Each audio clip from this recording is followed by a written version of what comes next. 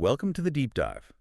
Today we're unpacking something our sources are calling the new agrarian equation. That's right. We're going deep into aquaponics, looking at how this closed-loop system is really moving beyond just the hobbyist's backyard shed. Yeah, it's becoming technologically mature, really scalable commercially. It has to, given the pressures. Exactly. The pressures on our global food system, things like climate change, resource depletion. And the core finding here, you need to grasp this right away, is the efficiency. It's just staggering. Okay, give us the numbers. Well, get this. These systems can use up to 90, sometimes even 95% less water than traditional soil farming. 95%. Wow. And way less land, too, while, and this is key, producing up to maybe 70% more crops per square meter.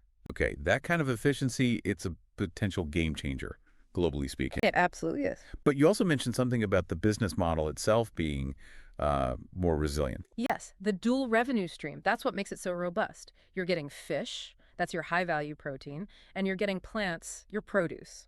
All from basically one input stream, the fish feed. Exactly. That kind of diversification, it builds instability that, traditional farming often lacks. It's just elegant, biologically speaking. Right, the biology. Before we get into the market stuff, let's break down how it actually works. It's this three-part relationship. A tripartite relationship, yeah. It cleverly turns a waste problem, fish waste, into a nutrient asset for the plants. Okay, so walk us through the actors. It starts with the fish, right? Yeah. They eat, they produce waste, ammonia. Precisely. Fish eat feed, they excrete waste, and a key component of that is ammonia, NH3, which in concentration is pretty toxic stuff. Toxic to the fish themselves, even. Very much so. So that leads us to the second crucial actor, the bacteria. They live in what's usually called a biofilter or bioreactor. Think of them as the system's processing plant. The cleanup crew. So how do they stop the fish from, poisoning their own water? It's this amazing two-stage conversion process done by different types of naturally occurring nitrifying bacteria. First, one group, like Nitrosomonas, jumps on that toxic ammonia and converts it into nitrite. Nitrite, which is still not great, right? Still toxic. Still toxic, yes, but it's an intermediate step. Almost immediately, a second group of bacteria, like Nitrobacter, takes that nitrate and oxidizes it into nitrate, NO3-. Nitrate. Okay, that's the magic ingredient for plants, the form of nitrogen they can easily absorb. Exactly. Which brings us to actor number 3, the plants themselves.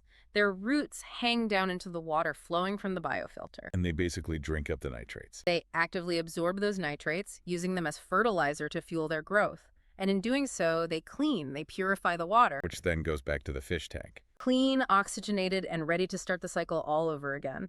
It's a beautifully balanced closed loop. Perfect natural plumbing. It's fascinating. And this theoretical elegance, it's now actually driving serious money, serious commercial momentum. Oh, absolutely. The numbers show it. Our sources put the global market at around, $1.5 billion in 2023? Yeah, about that. But the projection is what's really eye-opening.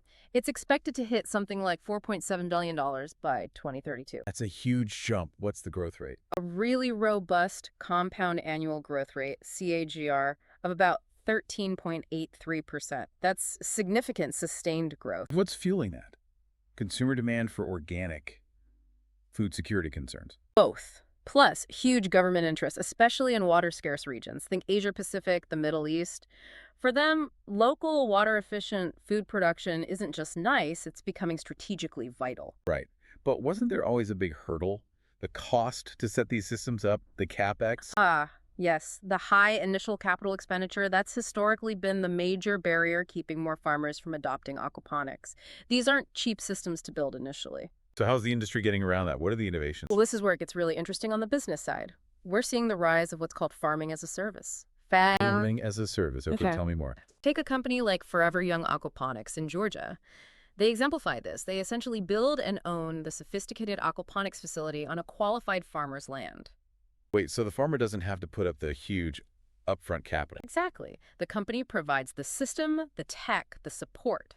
The farmer provides the land, the labor, the expertise in growing. It removes that massive initial financial burden. So you eliminate maybe a $500,000 barrier to entry. The enterprise takes the capital risk, not the individual farmer. Precisely. And that model allows for much faster de-risked replication. You can scale much more quickly. That makes sense. And technology must play a role too. AI, IoT. A huge role, integrating sensors, automating feeding and monitoring, using AI to optimize nutrient levels and predict yields. It all de-risks the operation further It shifts it from being maybe a complex art form. into more of a scalable, predictable science. Makes it easier to manage and replicate successfully. Okay, let's pivot slightly to the economics again, because there's a fundamental shift in how we should view the costs, especially feed.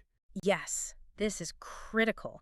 Fish feed, especially high protein feed, is usually the single biggest operational expense. And in traditional fish farming, aquaculture, most of the nutritional value in that extensive feed isn't actually assimilated by the fish, right? It just passes through as waste.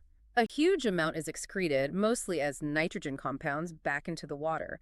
It's often seen as a pollutant, something you have to manage or treat. But in aquaponics, That waste becomes the primary asset. It's the fertilizer. The bulk of the feed's value isn't lost, it's captured and converted into plant growth.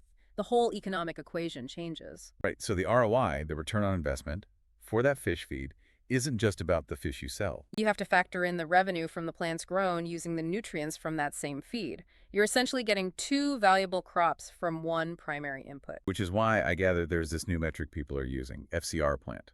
Exactly. FCR normally means feed conversion ratio for fish, how much feed makes how much fish. Now, they talk about FCR plant dollar, how much plant biomass generated per unit of fish feed.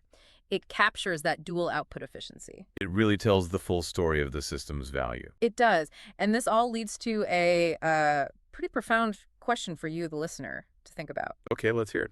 If these aquaponic farms can reliably produce high yields of fresh food right in or near cities using minimal water and land, slashing transportation distances and the associated carbon footprint, Hmm. Right. should we perhaps start viewing them not just as farms, but maybe as a new kind of critical urban utility infrastructure, like the power grid or water treatment systems? Wow. Food security delivered locally, reliably, like a utility. That is a provocative thought to end on. Something to chew on next time you're looking at a head of